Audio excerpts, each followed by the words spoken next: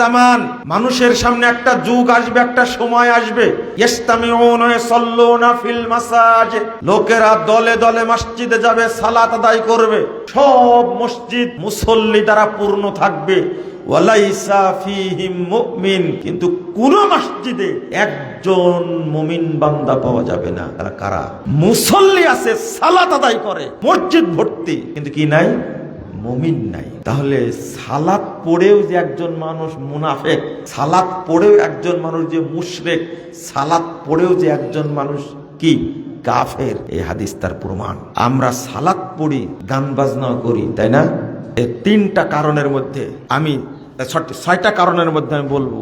1 নম্বর, একটু শুনেন তো, আত-তাখাল্লুফ আনিল জামা, নামাজ পড়ে জামাতে পড়ে না, এ হলো মুনাফেক মুসল্লি।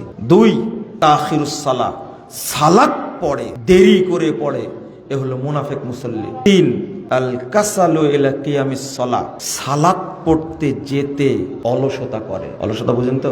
আজান হয়ে গেল, একামত হয়ে যাচ্ছে, যাই না, একামত হওয়ার পরে ওযু করতে করতে 3 রাকাত শেষ। আল্লাহ রাসূল বলছেন এই ব্যক্তিকে আল্লাহ সব শেষে জাহান্নামে দিবে। আস্তাগফিরুল্লাহ। 4, মুরাতুন নাস, মানুষকে দেখানোর জন্য পড়ে। 5, কিল্লাতু যিকরিহা, সালাত পড়ে আল্লাহকে সময় দেয় না, খুব দ্রুত পড়ে দৌড় দেয়।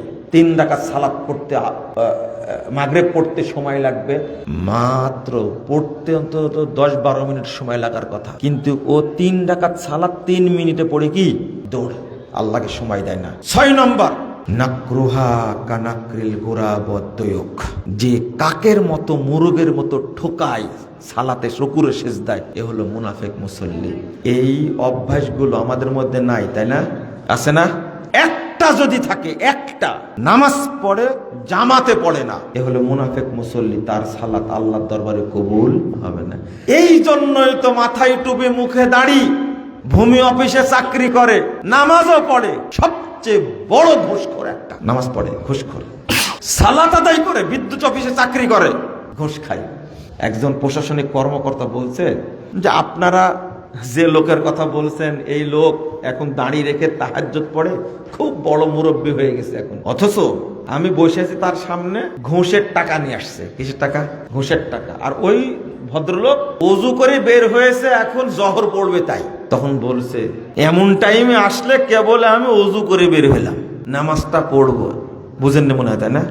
এমন টাইমে আসলে কেবল ওযু করে বের হলো, আচ্ছা দাও দাও টাকাটা দাও, পরে আবার ওযু করব। আপনি কি বুঝেছেন কথাটা? ও জানে এই টাকা নিলে ওযু নষ্ট হয়ে যাবে, তাই আক্ষেপ করে বলছে ওই ওযুতে নামাজ পড়ার তার সময় নাই, প্রয়োজনে আবার ওযু করবে, কিন্তু ঘুষ আগে খাবে। এই নামাজটা আমার মনে হয় শয়তানের কাছেও যাবে না, আল্লাহর কাছে যাওয়া তো দূরের কথা। কত বড় ভণ্ড একটা চিন্তা করেন আপনি চিন্তা করেন, এই যে পাক্কা মুনাফিক। আর একটা হাদিস বলে শেষ করে